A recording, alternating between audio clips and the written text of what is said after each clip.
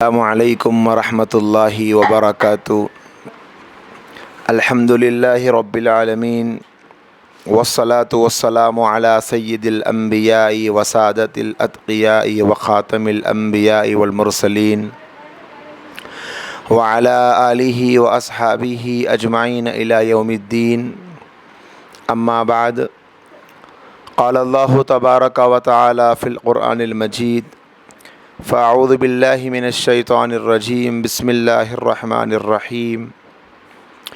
وما كان المؤمنون لينفروا كافة فلولا نفر من كل فرقة منهم طائفة ليتفقهوا في الدين ولينذروا قومهم إذا رجعوا إليهم لعلهم يحذرون۔ قال النبي صلی اللہ تبارک و تعالی علیہ وسلم: خیرکم من تعلم القرآن وعلمہ،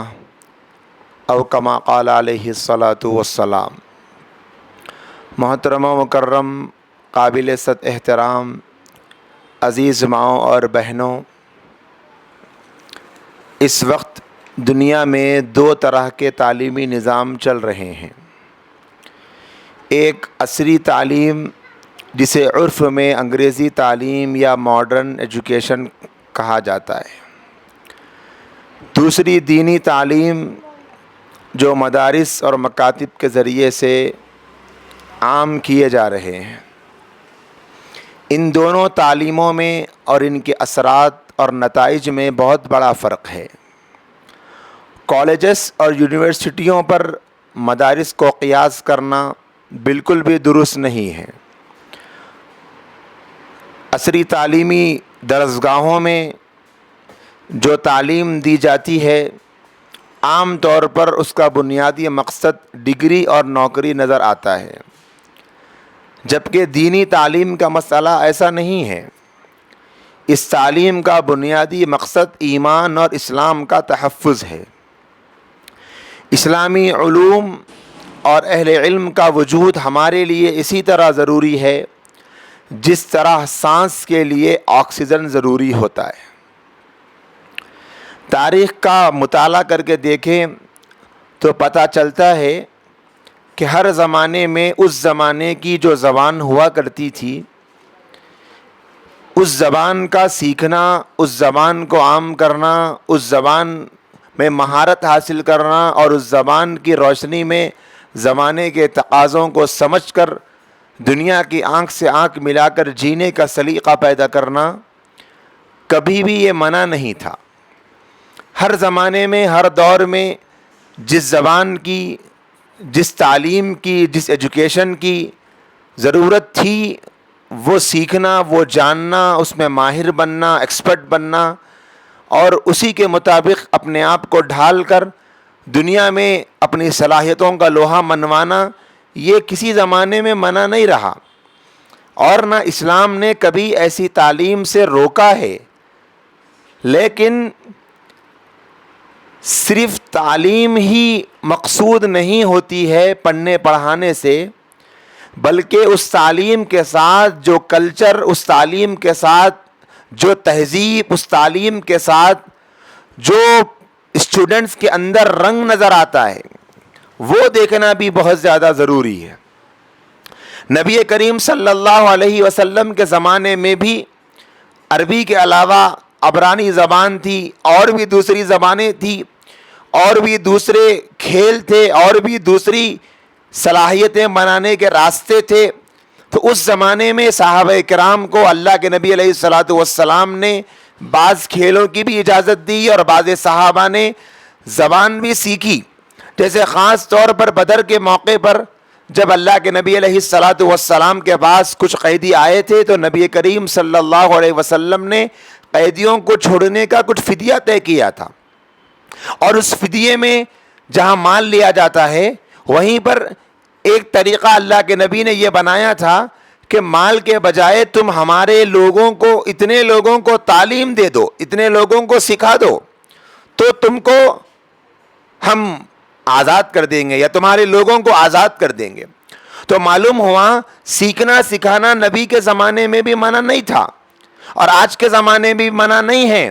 عصری تعلیم ہو یا دینی تعلیم ہو, دونوں میدانوں میں ہر انسان کو آگے بڑھنے کی, کامیاب بننے کی, ترقی کرنے کی, ماہر بننے کی, ایکسپرٹ بننے کی کوشش کرنی چاہیے.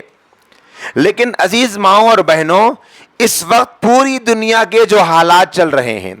اس وقت پورے سماج پر جو اثرات مرتب ہو رہے ہیں, اس وقت ساری دنیا جن چیلنجز کے جوجھ رہی ہے, اس وقت انسانیت کے سامنے جو تقاضے ہیں, اس وقت پوری دنیا میں نوجوانوں کا, مردوں کا, عورتوں کا, لڑکوں کا, لڑکیوں کا, بڑوں کا, بوڑھوں کا, بچوں کا, گھر میں رہنے والوں کا, ہاؤس وائفز کا, جاب کرنے والیوں کا, ہر طرح کے سماج کے جتنے طبقات ہو سکتے ہیں ان سب پر جو حالات آئے ہوئے ہیں. اگر آپ انگریزی تعلیم کا جائزہ لے کر دیکھیں گے تو آپ کو محسوس ہوگا کہ جو ضرورت اس وقت دنیا کو ہے, جو چیزیں اس وقت سماج کو چاہیے, جو خوبیاں اس وقت معاشرے کو چاہیے, جو کمالات اس وقت سوسائٹی کو چاہیے, جو اچھائیاں اور جو گن انسانوں کے اندر پائے جانے چاہیے, آج کے زمانے اور سماج کے مرد کیسے ہوں, عورتیں کیسی ہوں, بچے کیسے ہوں, بوڑھے کیسے ہوں, جوان کیسے ہوں, شہری کیسے ہوں, دیہاتی کیسے ہوں, یہ جو ضرورتیں ہیں, انسانوں کا مزاج کیسا ہو, انسانوں کی ظاہری حالت کیسی ہو, انسانوں کا اندرون کیسا ہو, انسانوں کی عادتیں کیسی ہو, انسان بازار میں کیسا رہے, سوسائٹی میں کیسا رہے, سماج میں کیسا رہے, کاروبار کیسا کرے, جاب کیسے کرے, ملازمت کیسے کرے, بزنس کیسے کرے. ایک عورت گھر میں رہتی ہے تو وہ گھر میں کیسے رہے, وہ کیسے اپنے بڑوں کے ساتھ بیہیویئر رکھے, وہ کیسے اپنے چھوٹوں کے ساتھ سلوک کرے, اس کا تعلق اپنے شوہر سے کیسا ہو, ماں باپ سے کیسا ہو, بھائی بہن سے کیسا ہو, دوستوں سے کیسا ہو, یاروں سے کیسا ہو, سہیلیوں سے کیسا ہو, پڑوسیوں سے کیسا ہو, رشتہ داروں سے کیسا ہو, خاندان والوں سے کیسا ہو. وہ گھر کے باہر ضرورت کے لیے نکلے تو کیسے نکلے, بازار کو جائے تو وہ کیا تعلیمات اس کے لیے ہیں, کیا ہدایات اس کے لیے ہیں, وہ کچھ سامان خریدے تو اس کے لیے کیا ہدایتیں ہیں, وہ سفر کرے تو اس کے لیے کیا تعلیمات ہیں, وہ کیسا معاشرہ, کیسی سوسائٹی. اس وقت پوری دنیا کو ضرورت ہے ایسی سوسائٹی کی. اگر آپ دنیا کے کسی بھی تعلیمی نظام کو اٹھا کر دیکھیں گے, دنیا کے کسی بھی ایجوکیشنل سسٹم کو اور ایجوکیشنل پالیسیز کو پڑھ کے دیکھیں گے تو آپ کو کہیں پر بھی ایسا تعلیمی نظام اور ایسا تربیتی نظام اور ایسا مرتب نظام آپ کو نظر نہیں آئے گا جو انسانی دنیا پر لاگو چیلنجز کا مقابلہ کرنے کے لیے کافی ہو, انسانی ضرورتوں کو جو تقاضے ہیں اس کو پورا کرنے کے لیے کافی ہو. ایسا آپ کو کوئی تعلیمی نظام نظر نہیں آئے گا. صرف ایک تعلیمی نظام کے, اور وہ دینی تعلیمی نظام ہے, اور وہ مدارس کا تعلیمی نظام ہے, اور وہ مکاتب کا تعلیمی نظام ہے. جو نظام اس وقت دنیا کو جن خوبیوں کی ریکوائرمنٹ ہے وہ ساری کی ساری صلاحیتیں سپلائی کرنے کو تیار ہے. دنیا کو جیسے خوبصورت سماج کی ضرورت ہے وہ سماج کریٹ کرنے کی صلاحیت مدارس میں اور مکاتب میں ہے. دنیا کو جس سوسائٹی کی اب ضرورت ہے ویسی سوسائٹی اپروفڈ کرنے کے لیے, ویسی سوسائٹی کریٹ کرنے کے لیے, ویسی سوسائٹی بنانے کے لیے, ویسی سوسائٹی نکھارنے کے لیے جو صلاحیتیں پروردگار عالم نے مدارس اور مکاتب میں رکھی ہے, وہ صلاحیتیں اور وہ تعلیمی نظام دنیا کے کسی اور تعلیمی نظام میں آپ کو نظر نہیں آئے گا. اسی لیے آج کے زمانے میں اس وقت ہم جن حالات سے گزر رہے ہیں, ان حالات کو دیکھتے ہوئے ہمیں اس زمانے میں پہلے سے کئی گنا زیادہ, اور اس زمانے میں پہلے سے کئی گنا زیادہ محنت کے ساتھ اور زیادہ دلچسپی کے ساتھ دینی تعلیمی نظام کو آگے بڑھانے کی ضرورت ہے. دینی تعلیمی نظام پروان چڑھے گا, دینی تعلیمی نظام مؤثر بنے گا, دینی تعلیمی نظام مضبوط ہوگا, دینی تعلیمی نظام کامیاب ہوگا, دینی تعلیمی نظام جگہ جگہ قائم ہوگا, دینی تعلیمی ادارے بستی بستی محلہ محلہ قائم ہوں گے, دینی تعلیمی ادارے ہر مقام پر, ہر محلے میں, ہر بستی میں, ہر مسجد میں, اور جہاں جگہ مل جائے وہاں پر اگر مکاتب کی شکل میں چھوٹے چھوٹے گھنٹے 2 گھنٹے کے مکاتب اور مدارس کی شکل میں مستقل صبح سے شام تک لڑکے اور لڑکیوں پر محنت کرنے کے ادارے قائم ہوں گے تو پھر وہ سماج ملے گا جس سماج کی اس وقت دنیا کو ضرورت ہے. اور اگر ایسا نہیں کیا گیا اور اس ضرورت کو محسوس نہیں کیا گیا اور ان تقاضوں کو سمجھنے کی کوششیں نہیں کی گئی، تو آپ دیکھ رہے ہیں کہ اس وقت دنیا کے کیا حالات ہیں۔ اس وقت نوجوان نسل بے راہ روی کے قطار پر کھڑی ہوئی ہے۔ اس وقت نوجوان نسل ارتداد کے کناروں پر کھڑی ہے۔ اس وقت نوجوان نسل الحاد اور دہریت کے اندھیری کھائیوں میں ڈوب رہی ہے۔ میری عزیز ماؤں اور بہنوں، ہمیں اس وقت غور کرنے کی ضرورت ہے کہ آج کی ہماری سوسائٹی کو ایک خوبصورت سوسائٹی بنانے کے لیے کون سا تعلیمی نظام کافی ہے۔ آج جو ایک ذہن و دماغ پر یہ اثر بیٹھ رہا ہے، اسلام دشمنوں نے یہ اثر بٹھایا ہے، اسلام دشمنوں نے یہ پروپیگنڈا کیا ہے، اسلام دشمنوں نے یہ سازشیں بنائی ہیں، اسلام دشمنوں نے ایک نیگیٹو مارکیٹ میں ایسا ایشو اٹھا دیا ہے کہ جتنے لوگ میڈیا پر بھروسہ کرتے ہیں اور جتنے لوگ سوشل میڈیا سے چپکے رہتے ہیں اور سماج کے وہ سارے لوگ جنہیں نیوز پر پورا ایمان ہوتا ہے، وہ یہ سمجھ بیٹھے ہیں کہ اس وقت مدارس ہماری ضرورت کے لیے کافی نہیں ہے۔ مدارس کی کیا ضرورت ہے؟ مدارس ہم کو کیوں چاہیے؟ ہم کو مدارس کی قطعاً ضرورت نہیں ہے۔ مدارس آج کے زمانے کے چیلنجز کے مقابلہ نہیں کر سکتے اور مکاتب کی تو ہم کو ضرورت نہیں ہے۔ یہ کہہ کر، یہ بول کر اور اسی طرح اس طرح کے الزامات مدارس پر لگا کر کہ مدارس نے دنیا کو کیا دیا، مدارس نے انسانیت کو کیا دیا، میرا بچہ مدرسے میں پڑھے گا اسے کیا ملے گا، کیا حاصل ہوگا، وہ کیا پائے گا، وہ کیا ترقی کرے گا، میرا بچہ مدرسے میں پڑھنے کی وجہ سے وہ کیسے دنیا میں زندگی گزارے گا، کیسے دنیا والوں سے آنکھ ملا کر وہ چلے گا، کیسے قدم سے قدم ملا کر آگے بڑھے گا، اور کیسے اس کی زندگی ہوگی، اور وہ کیا معاشی اعتبار سے ترقی کرے گا، وہ اپنی فائنینشلی پرابلمز کو کیسے سالو کرے گا، حافظ بنانے سے کیا ہو جائے گا، عالم بنانے سے کیا مل جائے گا، وہ دنیا میں کیا ترقی کرے گا۔ ایسی باتیں لوگ کہتے گئے اور یہ سن کر آج ہمارے سماج کا ایک بہت بڑا طبقہ یہی سمجھتا ہے کہ ہاں مدارس میں ڈالنے سے کیا ملے گا صاحب، مدارس میں ڈالنے سے کچھ حاصل نہیں ہوگا، مدارس میں پڑھانے سے کچھ فائدہ نہیں ہوگا، مدارس میں پڑھنے سے بچے آگے نہیں بڑھیں گے، مدارس میں پڑھنے سے بچے ترقی نہیں کریں گے، مدارس میں پڑھنے سے بچوں کا گروتھ رک جائے گا، مدارس میں پڑھنے سے فائنینشلی پرابلم میں وہ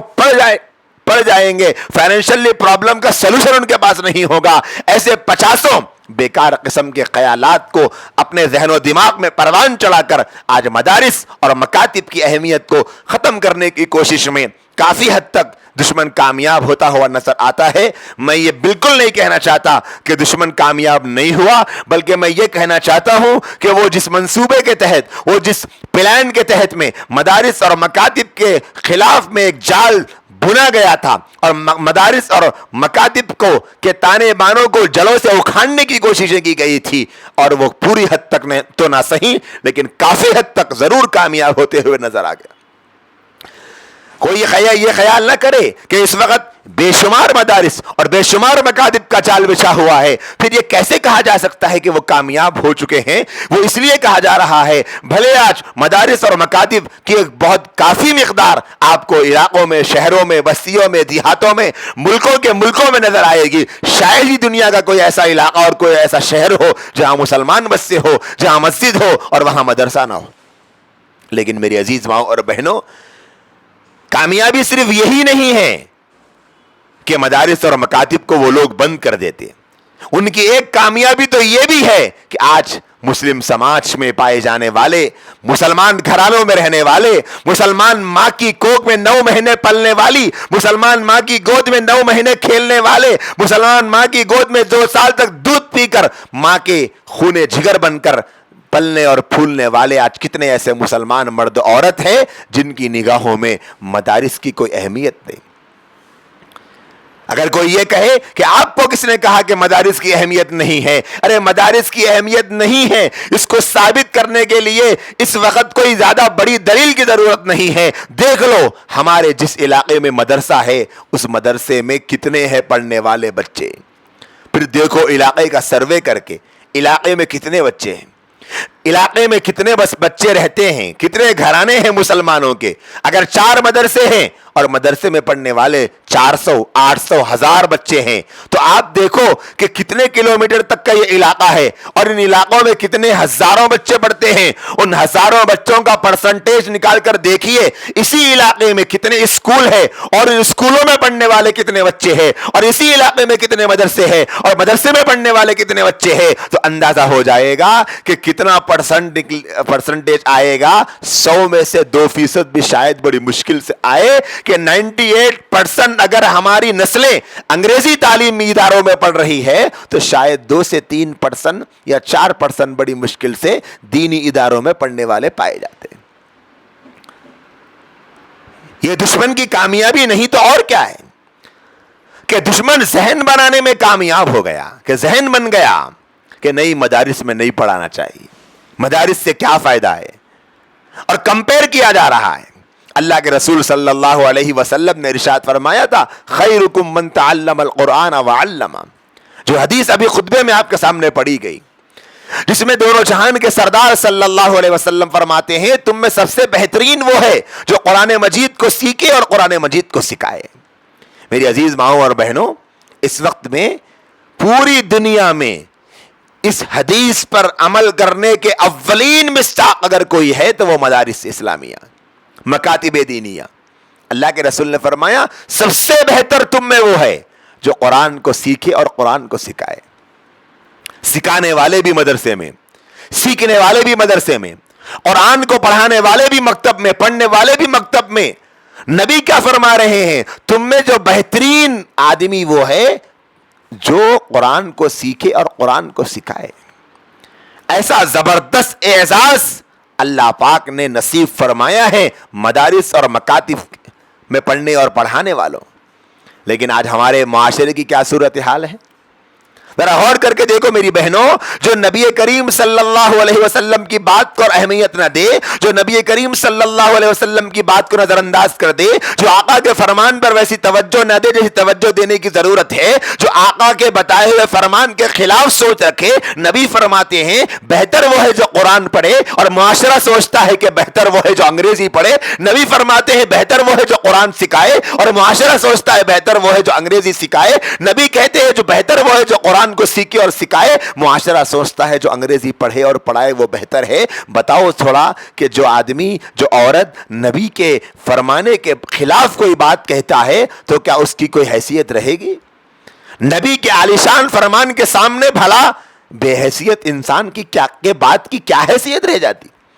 نبی کہتے ہیں ایک دوسری بات اور معاشرہ دوسری بات کہتا ہے. نبی کریم صلی اللہ علیہ وسلم نے فرمایا خیرکم من تعلم القرآن وعلم,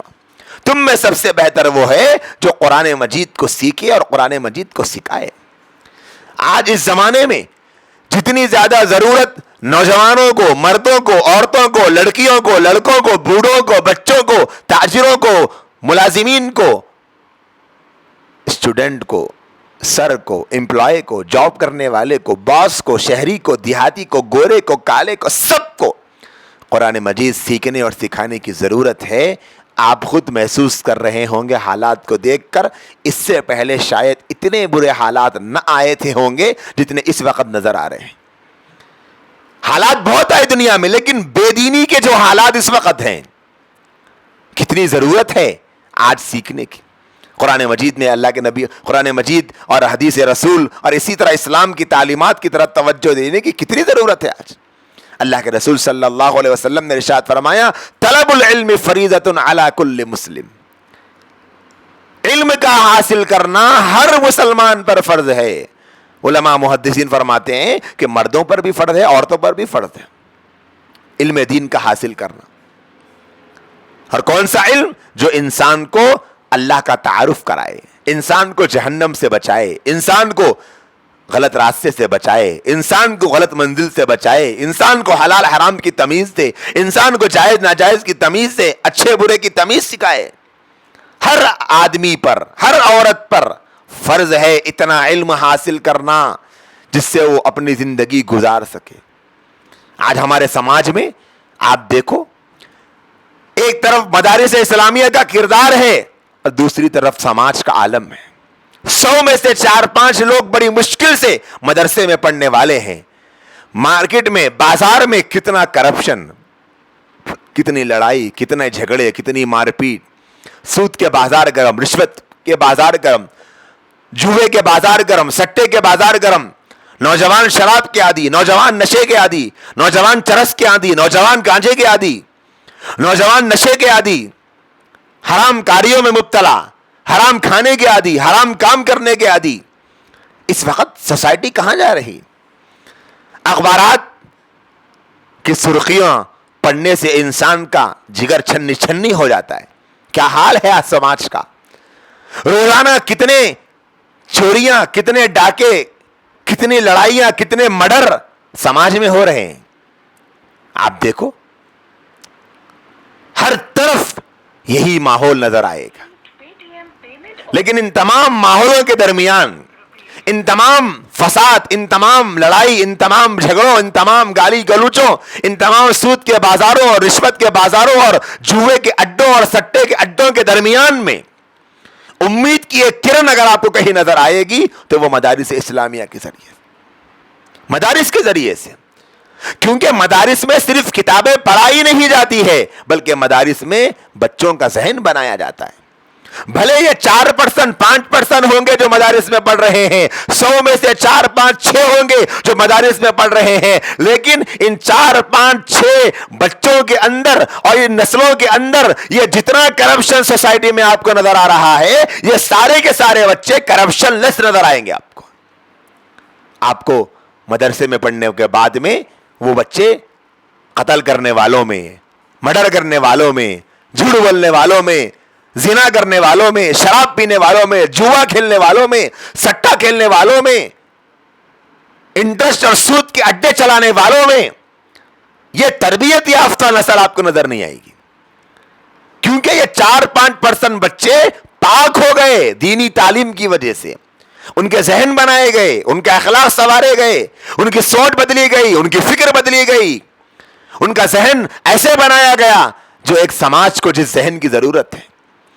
میں یہ نہیں کہہ رہا ہوں کہ مدارس میں پڑھنے والے بچے کوئی گناہ کرتے ہی نہیں, وہ بھی انسان ہیں, ان سے بھی غلطی ہو جاتی ہے. لیکن اس وقت جو گلوبل کرپشن, پوری دنیا جس کرپشن کے اندر پھنسی ہوئی ہے, آپ کو وہ کرپشن مدارس اسلامیہ میں نظر نہیں آئے گا. یہ تعلیمی نظام کا جو دائرہ ہے اس میں یہ کرپشن سے پاک ہے. اس کرپشن کے خاتمے کا جو بیڑا اٹھایا ہوا ہے مدارس اور مکاتب نے اٹھایا ہے. آج آپ دیکھ رہے ہیں مدارس اسلامیہ کے بارے میں لوگ کہتے ہیں کہ مدرسوں نے کیا دیا, مدرسوں نے کیا دیا. ارے مدرسوں نے انسانی سماج کو جس چیز کی ضرورت ہے مدرسے ویسے افراد دے رہے ہیں.